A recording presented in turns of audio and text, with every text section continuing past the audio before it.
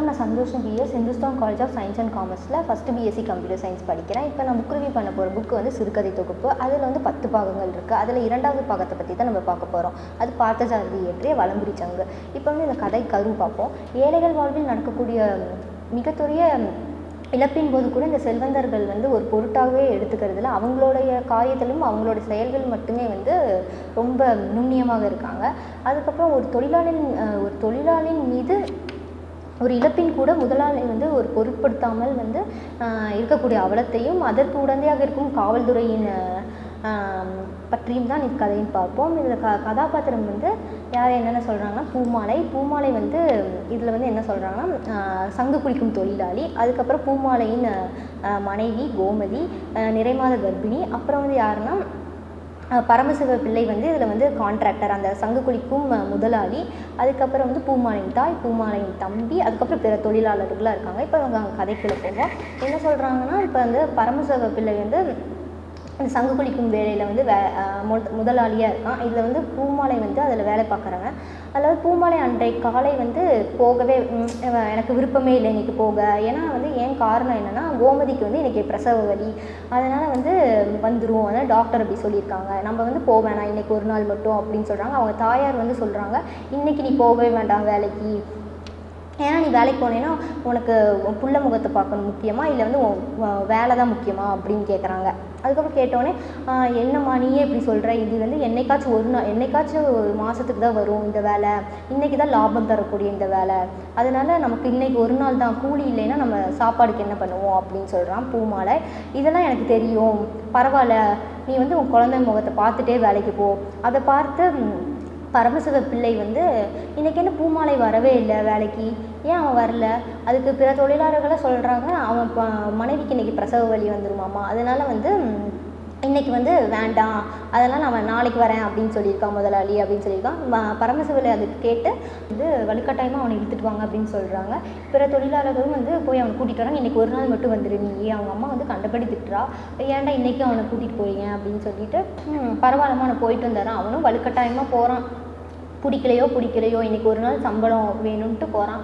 அதுக்கப்புறம் வந்து கடற்கரையில் போயிட்டு இருக்கும்போது அவன் நினச்சிட்டே போயிட்டுருக்கான், அவன் மனைவியும் அவன் என்ன குழந்தை பிறக்கும், பிற தொழிலாளர்கள் கிண்டலும் தெரியாமல் சொல்லிட்டு வந்திருக்காங்க, உனக்கு என்ன குழந்தை பிறக்கும், ஆண் குழந்தையா பெண் குழந்தையா அப்படின்னு பேசிட்டு வந்திருக்கும்போது இவன் அந்த மனநிலையிலே இல்லை, வேறு ஏதோ ஒரு இதில் இருக்கான். அவன் குழந்தைக்கு என்ன பேர் வைக்கலாம் அந்த மாதிரிலாம் நினச்சிட்டு வந்துட்டு இருக்கான். அதுக்கப்புறம் கடற்கரைக்கு சென்றுட்டாங்க. அதுக்கப்புறம் பரமசிவ பிள்ளை வந்து சொல்கிறான், என்ன பூமாலை ரொம்ப சோகமாக இருக்க, பரவாயில்ல, உனக்கு குழந்தை பிறந்த செய்தி வந்தோடனே நான் வந்து உன்னை அமுச்சு விட்டுறேன், நீ போயிடு அப்படின்றான். அதுக்கப்புறம் இவனும் வந்து கடற்கரையில் குதித்து சங்கு எடுத்துருக்கான். என்றைக்கும் இல்லாமல் 2 மடங்கு சங்கு அதிகமாக வந்து நிறைய எடுக்கிறான். அதுக்கப்புறம் பரமசிவ பிள்ளை வந்து சொல்கிறான், சாப்பிட்டு வந்து எடுத்துக்கலாம், வாடா சாப்பிட்டுட்டு போகலாம் அப்படின்னு சொல்கிறான். அதுக்கப்புறம் இல்லை முதலாளி, நான் வந்து இன்னொரு ஒரே ஒரு தாட்டி மட்டும் சங்கை கடலில் குதித்து எடுத்துகிட்டு வந்துடுறேன், அதுக்கப்புறம் சாப்பிட்டுக்கலாம் அப்படின்னு சொல்கிறான். அதுக்கப்புறம் அவன் முழுங்கும் போது, அந்த கடற்குள்ளே முழுங்கும் போது அவனோட தம்பி வரான். கரெக்டாக பரமசிவ பிள்ளைகிட்ட சொல்கிறான் முதலாளிகிட்ட, ஐயா கோமதி அண்ணி வந்து இறந்துட்டாங்க, குழந்தையும் இறந்துருச்சு அப்படின்னு சொல்கிறான். ரொம்ப ஒரு சோகமான ஒரு செய்தியை சொல்லும்போது பரமசிவ பிள்ளை வந்து இப்போ தான் அவனுக்கு சொல்ல தோணுமா, அதை அவன் இப்போ தான் கடலுக்குள்ளே போயிருக்கான். அப்புறம் இப்போ பூமாலை வந்து கடலுக்கு வெளியில் வரும்போது அவன் வலது கையில் வந்து வலம்புரி சங்கு, அது வந்து என்னைக்காச்சும் ஒரு 2 வருஷத்துக்கு 3 வருஷத்துக்கு தான் அந்த மாதிரி சங்கு, ரொம்ப அபூர்வமான சங்கு, யாருக்குமே கிடைக்காது அப்படின்னு சொல்கிறாங்க.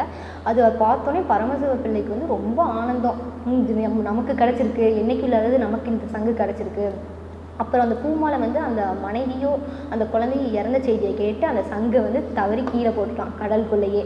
அதுக்கப்புறம் பரமசிவ பிள்ளைக்கு ரொம்ப கோபம் ஆத்திரமும் வந்துடுச்சு. பாடுறா, பிற தொழிலாளர்கள் சொல்கிறாங்க எல்லாரும், கீழே போகுது பாரு, சங்கு போகுதுடா, புடிடான்னு சொல்கிறாங்க. ஆனால் பார்த்தா அவன் விட்டுட்டான் சங்கை. அதுக்கப்புறம் பூமாலை ஒரே தேம்பி அழுது சொல்கிறான், வாடா போகலாம், நம்ம இப்போயே பார்த்தாகணும் அப்படின்னு சொல்கிறான் என் மனைவியும் குழந்தையும். அதுக்கப்புறம் பரமசிவ பிள்ளை ரொம்ப ஆத்திரமும் கோபமும் அடைஞ்சது. பரமசிவ பிள்ளை வந்து அவனோட தம்பிகிட்ட வந்து திட்டுறான், இப்போ தான் அவனுக்கு வந்து சொல்ல தோணுமா, அதை நான் இப்போ தான் உன்கிட்ட சொல்லலை, நான் எதுக்கு வந்து இப்போ சொன்னேன், அறிவே இல்லையா அப்படின்னு கண்டபடி திட்டுறான். அப்புறம் வந்து அவனோட தம்பி வந்து ரொம்ப இப்படியும் ஒரு மனுஷங்கள்லாம் இருக்காங்களா அப்படின்னு ரொம்ப கஷ்டப்பட்டு நொந்து போகிறாங்க. பூமாலை வந்து ரொம்ப வருத்தப்பட்டு அழுதுட்டு வீட்டுக்கு போயிட்டான். அதுக்கப்புறம் பரமசிவப்பிள்ளை வந்து கோபமும் ஆத்திரமும் அடையலாம். எப்படியாச்சும் நம்ம இந்த வலம்புரி சங்கை வந்து அடைஞ்சே தீரணும். இது என்னைக்காச்சும் ஒரு நாளைக்கு தான் நமக்கு கிடைக்கும். இது வந்து நமக்கு கிடைச்ச லக்கு. நம்ம விடவே கூடாது. இந்த பூமாலை மருவி கூட்டிகிட்டு வந்து நம்ம எடுக்க வைக்கணும். அதுக்கு ஏதாச்சும் பண்ணணும். அதுக்கு வந்து இவன் வந்து யோசிக்கிறான். காவல்துறையில் எப்படியாச்சும் நம்ம சொல்லி இவனை வந்து புகார் கொடுத்து மருவி எடுக்க வச்சிடலாம். பொய் சொல்லி பொய்யும் கொஞ்சம் உண்மையும் கலந்து இவன் சொல்கிறான். காவல் நிலையத்தில் புகார் கொடுக்குறான். அதுக்கப்புறம் வந்து காவல் நிலையத்துலேருந்து போலீஸ்லாம் போகிறாங்க வீட்டுக்கு. அவனோட உடல் சோர்வையும் மனசோர்வையும் பொருட்படுத்தாமல் வந்து ரொம்ப வலுக்கட்டாயமாக எடுத்துகிட்டு போகிறாங்க. நீ வந்து எவ்வளோ பெரிய சங்கை விட்டுருக்க தெரியுமா?